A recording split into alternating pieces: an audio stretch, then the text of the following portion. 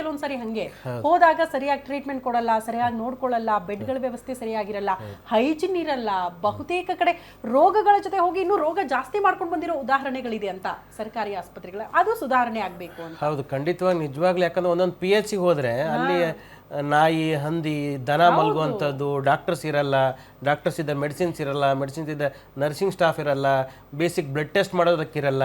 ಮತ್ತೆ ಜನಕ್ಕೆ ಅಂದ್ರೆ ಡಾಕ್ಟರ್ಸು ಅವ್ರದೇ ಆದಂಥ ಪ್ರೈವೇಟ್ ಕ್ಲಿನಿಕ್ಸನ್ನು ಮಾಡ್ತಾ ಇರುವಾಗ ಈ ಕಾರಣದಿಂದ ಏನಾಗ್ಬಿಡುತ್ತೆ, ಜನಕ್ಕೆ ಸರ್ಕಾರಿ ಆಸ್ಪತ್ರೆ ಅಂದ್ರೇ ಅದು ಒಂದು ರೀತಿ ನಿರ್ಲಕ್ಷ್ಯ ಸ್ಥಾನಕ್ಕೆ ಬಂದಿದೆ. ಇದು ಉತ್ತರ ಕರ್ನಾಟಕ ಕಡೆ ಆದರೆ, ಈ ದಕ್ಷಿಣ ಕನ್ನಡದ ಕಡೆ ಅಂತೂ ಸರ್ಕಾರಿ ಆಸ್ಪತ್ರೆಗಳು ಸಾಕಷ್ಟಾಗಿ, ನನಗೆ ಅಲ್ಲಿರುವಂಥ ಒಬ್ಬರು ಮೆಡಿಕಲ್ ಆಫೀಸರ್ ಹೇಳ್ತಾ ಇದ್ರು, ಅವರು PHC ಒಂದು ಪ್ರೈಮರಿ ಹೆಲ್ತ್ ಸೆಂಟ್ರಲ್ಲಿ ದಿನ 80ರಿಂದ 100 ಪೇಷಂಟ್ಸ್ ನೋಡ್ತಾರೆ ಅಂತ. ಆ ಕಡೆ ಉತ್ತರ ಕರ್ನಾಟಕ ಕಡೆ ಒಂದು 10ರಿಂದ 20 ಪೇಷಂಟ್ ನೋಡುವಂಥದ್ದು ಆಗೋದಿಲ್ಲ. ಅದೇ ಪಕ್ಕದಲ್ಲಿ ಒಂದು 100ರಿಂದ 150 ಪೇಷಂಟ್ಸ್ ನೋಡ್ತಾ ಇರ್ತಾರೆ. ಬಿಕಾಸ್ ಸರ್ವಿಸ್ ಚೆನ್ನಾಗಿ ಸಿಗದೇ ಇರೋದಕ್ಕೆ. ನಿಮ್ಗೆಲ್ರಿಗೂ ಗೊತ್ತಿದೆ, ಈಗ ನಂದಿನಿ ಹಾಲು ಅದು ತುಂಬ ಚೆನ್ನಾಗಿರೋವಂಥದ್ದು, ಒಳ್ಳೆ ಕ್ವಾಲಿಟಿ ಹಾಲು ಅಂತ ಉತ್ತಮ ಹೆಸರು ಪಡ್ಕೊಂಡಿದೆ. ಅದೇ ರೀತಿ ಜಯದೇವ ಹಾಸ್ಪಿಟ್ಲು ಕಾರ್ಡಿಯಾಕಿಗೆ ಅದು ಸರ್ಕಾರಿ ಆಸ್ಪತ್ರೆನೇ, ಜಯದೇವ ಹಾಸ್ಪಿಟ್ಲು.